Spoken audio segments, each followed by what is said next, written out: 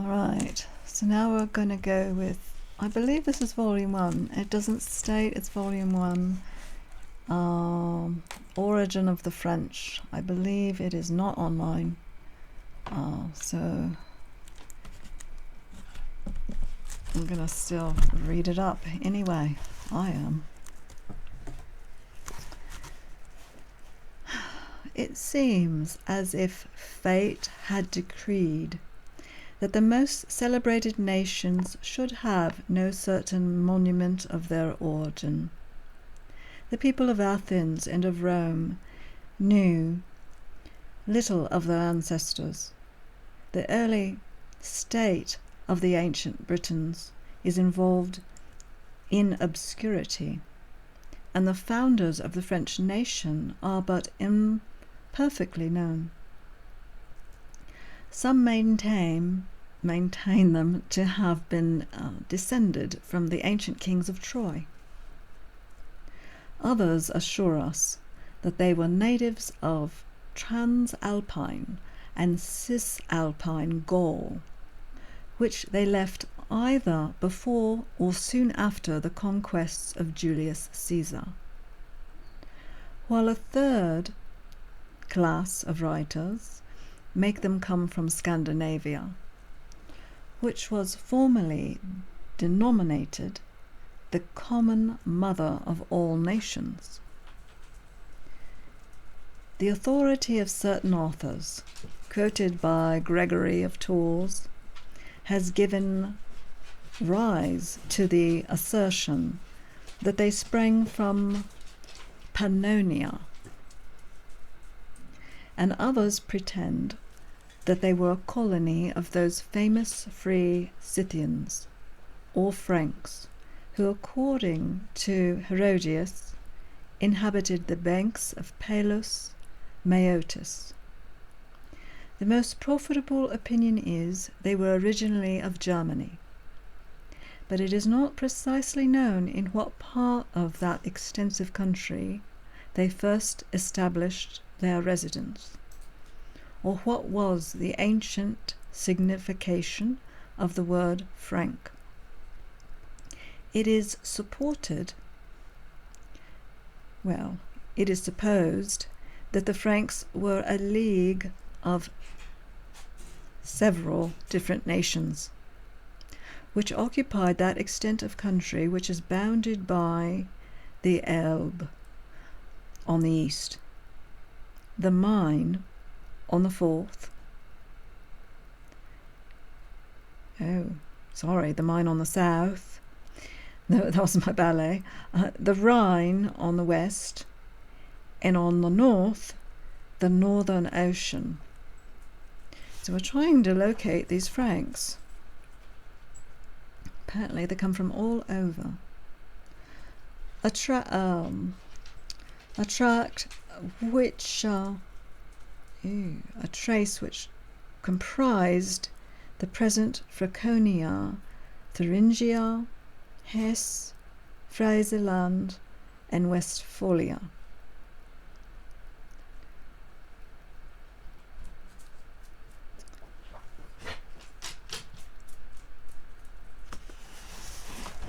I'm always assuming they came from the caves in Dordogne.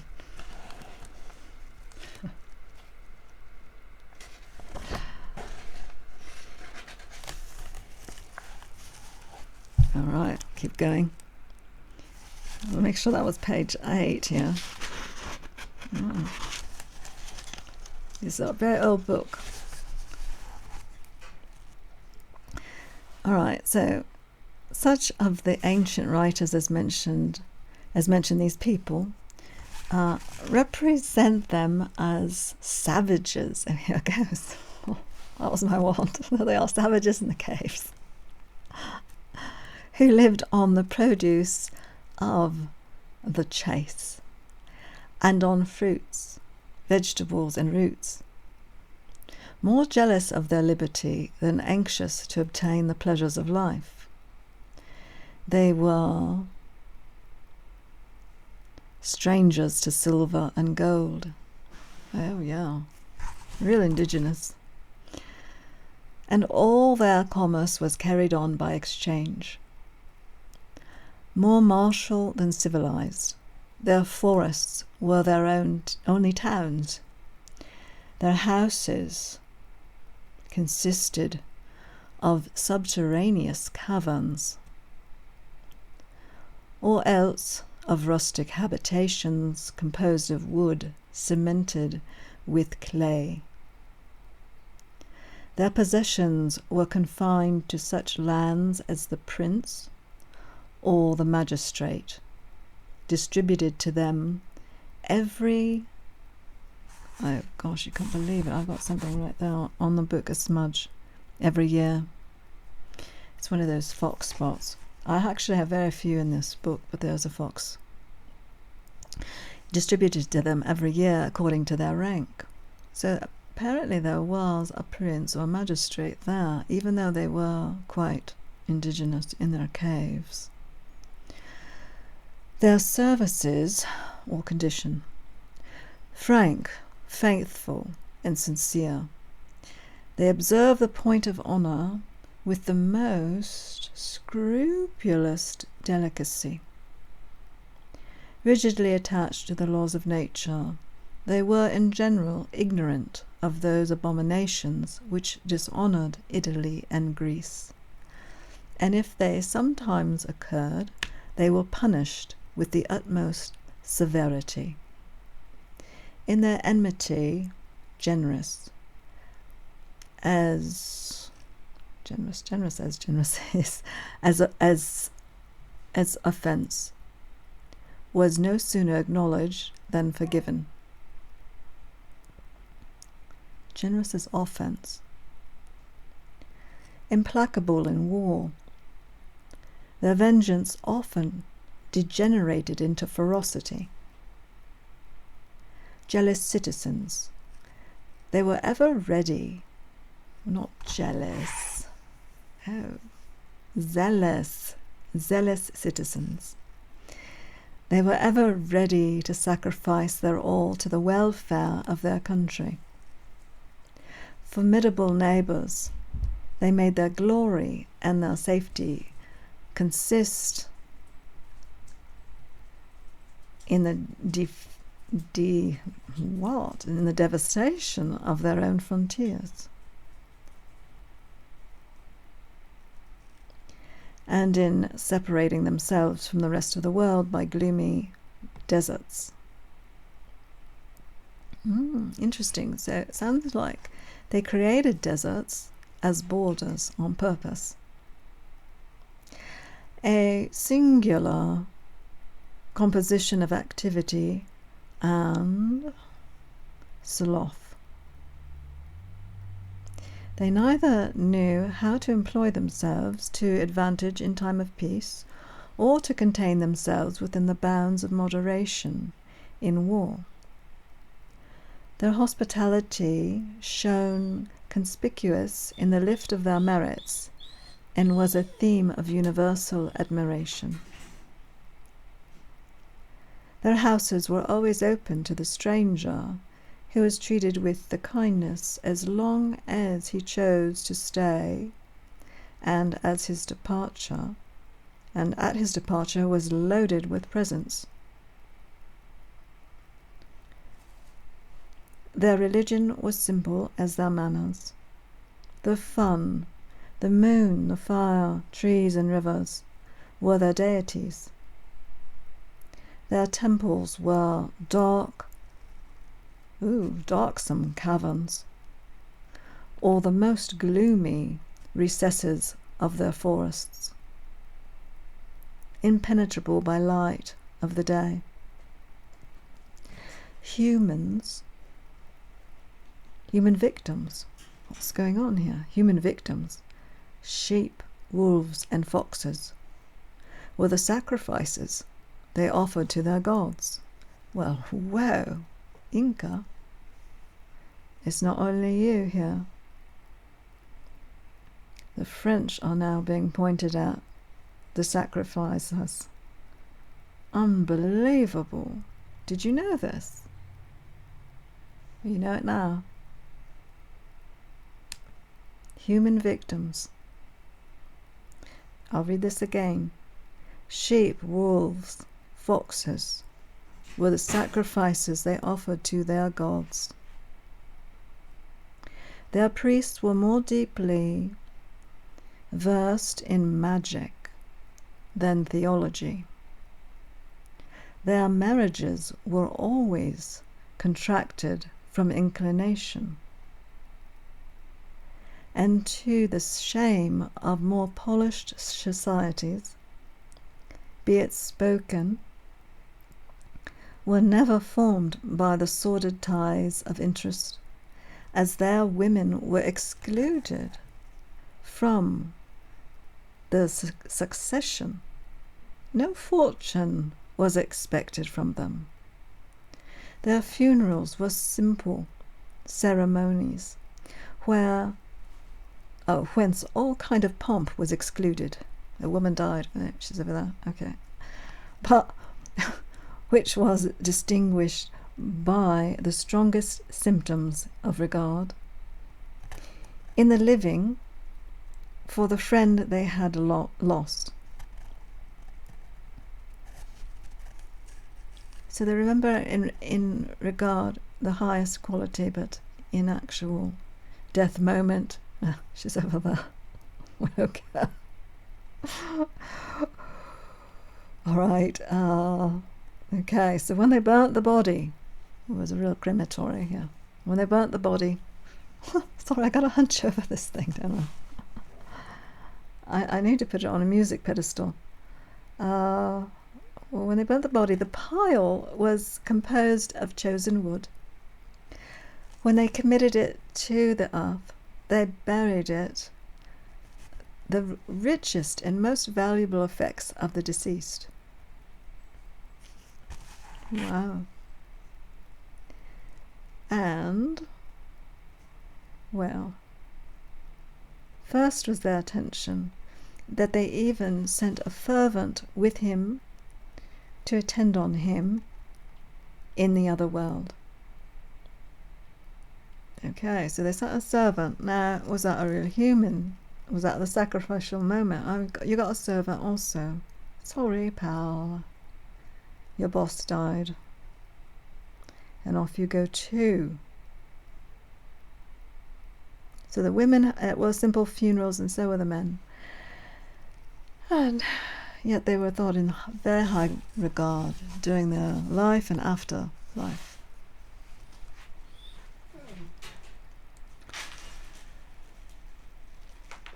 The nation was divided into 4 classes: the nobles, the free-born subjects, the slaves, and those who were born slaves, but had afterwards found means of obtaining an exemption from slavery, and were therefore denominated freedmen. We learned from history that they were sometimes governed by a king, sometimes by a prince, and sometimes by a duke. The authority of the first was perpetual, and that of the second temporary, and the last was only entrusted with the command in time of war. The power of these chiefs, was limited, all affairs of importance being settled by an assembly of the states. The king was always selected from the highest class of nobility, but in the election of dukes, merit was more the object of consideration than birth. No chief nor commander had the power of levying imposts. Must be some sort of a tax. Each individual paying him a voluntary tribute from the produce of his fields or flocks, similar to the croft. This present where are we? The free homage of the subjects' love was the only reward for their labours, and the support of the expenses of sovereignty. The use of letters or characters were totally unknown to these people, who had neither annals. I'll really try to stick with that one. That's like Uranus, isn't it? Alright, so here we go. I lost it. Nor written laws. They don't really have anything written. And we've kind of known this from history a long time ago. Most of you know this. The bards or poets were their historians. Songs consequently formed their histories. Custom was their code, and the light of their understanding their digest. Adultery was considered by them as a horrible monster. Oh no, now the Puritanicals. As such, punished by repudiation and disgrace. An ignominious death was the lot of traitors and fugitives. Cowards and such as were guilty of an unnatural crime were buried alive in a bog, a punishment unprecedented in the annals of nations, and which sufficiently demonstrates the degree of honour in which every kind of infamy was holden by this brave and virtuous people. So it's very odd, isn't it? Because at one point they are going through and they're having sacrifice, human sacrifice, probably with your slave too when you die, and yet the Puritanic, and they're living in caves and pretty much clay, maybe throwing some wood there, houses, and being run like a croft system where they're not really responsible for anything, and yet they're running with this puritanical tone of marriage. The warlike genius of the nation was visible even in the education of their children, whose only amusement was wrestling and riding. I'm going to have to let this one out. He was a bad dog today, so I had to put him in a crate for his time out, about 15 minutes. I don't normally do that, but he had caused such a ruckus with the new dogs that arrived. All right, so here we are. The children are having fun. They have their only amusement being wrestling and riding, and they didn't have to do education. That was not part of their curriculum. They could not, however, carry arms without the express permission of the tribe to which they belonged. And now they're bringing up tribes. The candidates for this honour assembled, when one of their princes, their fathers, or their relations, presented them with a lance or shield, by which ceremony they were initiated into the military order, and ranked among the defenders of the state. Their arms were the sword, the lance or halbert, the sling, the mallet, the javelin, the battle axe, and a species of heavy club, which they threw into the enemy's battalions, which it crushed with its enormous weight. Their shield was oblong, composed of osier twigs or the bark of trees, and the loss of it involved the warrior in infamy and dishonor. This, with its cuirass, covered with the skin of the bear or wild boar, and a helmet crefted with horses' tails dyed red, or else with some hideous figure, formed their only armour. Their standards were objects of terror, selected either from the most ferocious inhabitants of the forest, or from whatever was most horrible in their own consecrated groves. Their battle of order was strictly uniform. Their infantry, always placed in the centre, formed a kind of triangle, which they called a wedge, because its point being presented to the enemy, it was designed to divide and break their ranks. 100 chosen youths fought at the head of this formidable phalanx. The cavalry was posted on the wings. Their chariots and baggage were drawn up to...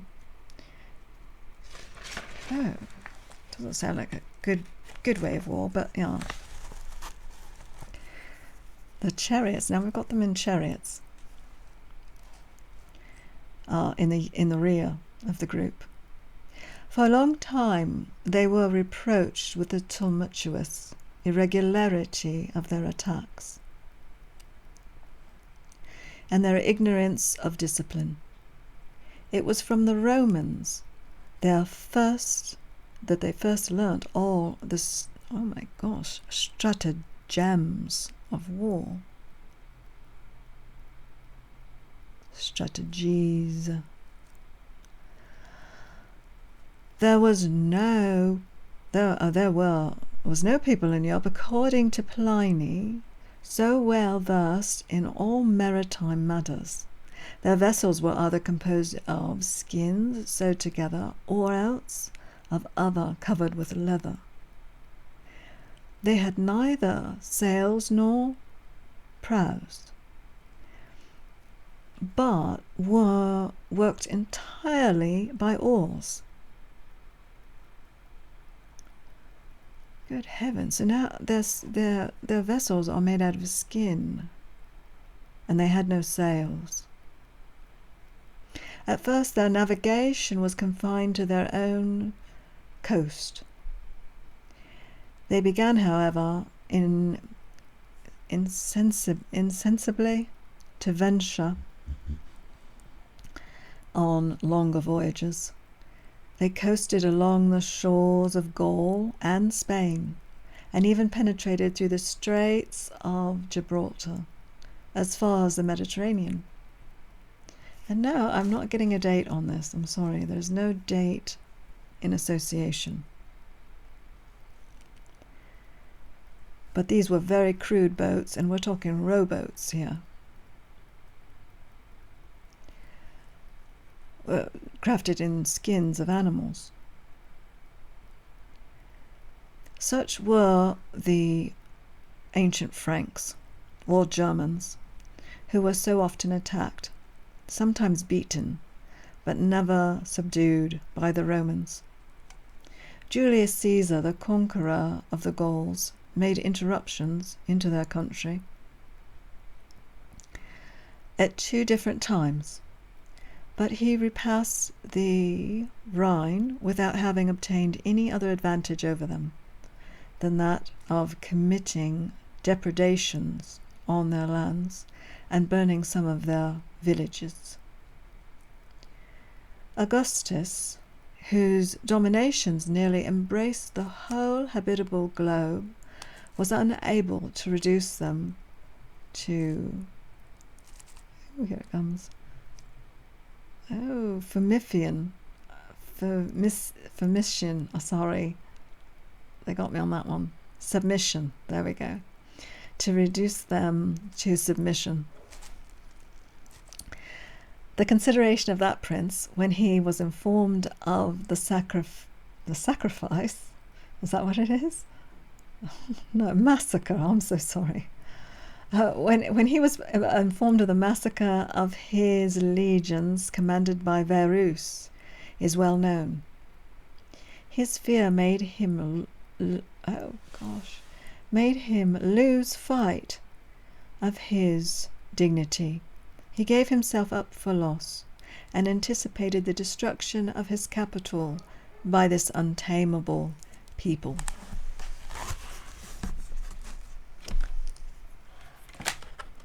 Into this.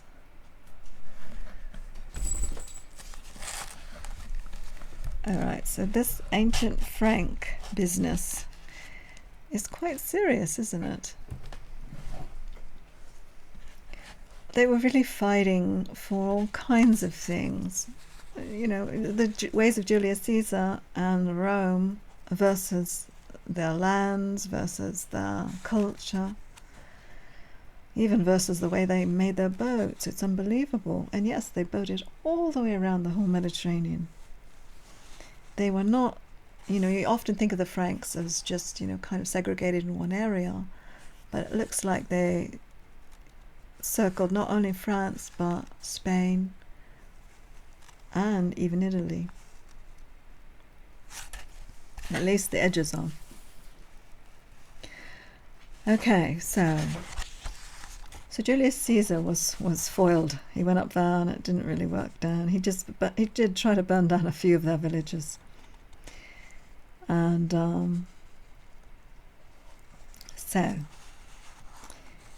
so here they are. They are known as, his fear made him lose fight of, I'll repeat this one, light of his dignity. He gave himself up for loss and anticipated, this is about Verus, anticipated the destruction of his capital by this untamable people. Untamable. Tiberius.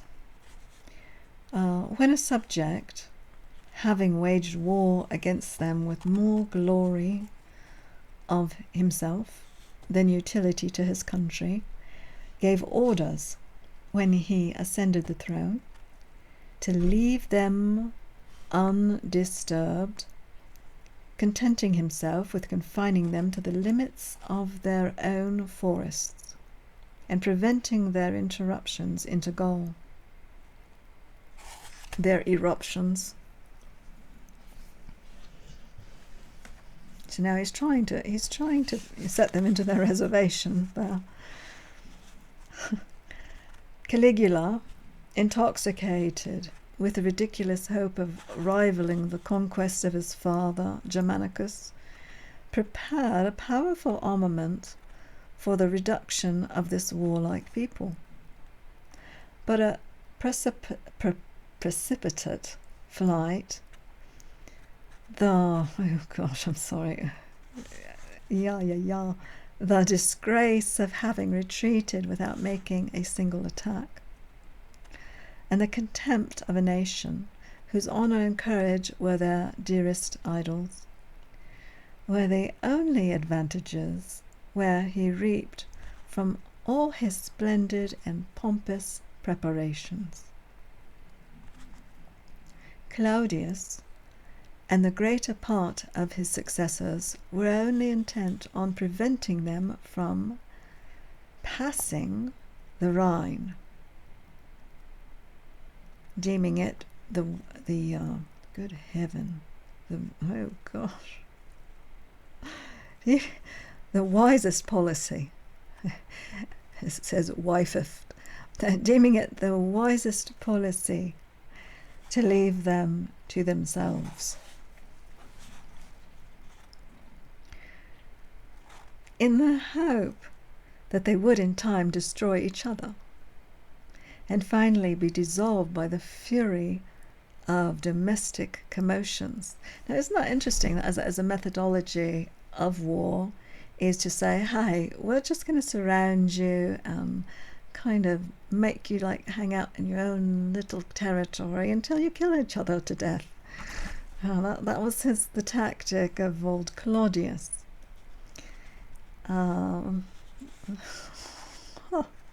within your own civil wars. Okay. And yeah, by the fury of domestic commotions. Now, Marcus Aurelius, who dared to follow them into their native marches. Oh no. Okay, I've got to go. The dogs are, they need attention always, sorry. Okay, I'll try to make these only 30 minutes long. Now, I'm going to end it with that. We're thinking about how Claudius was going in and trying to circle the Franks and just say, well, enough of them having so much travel time in their boats, in their wildness. Apparently they were just wild savages.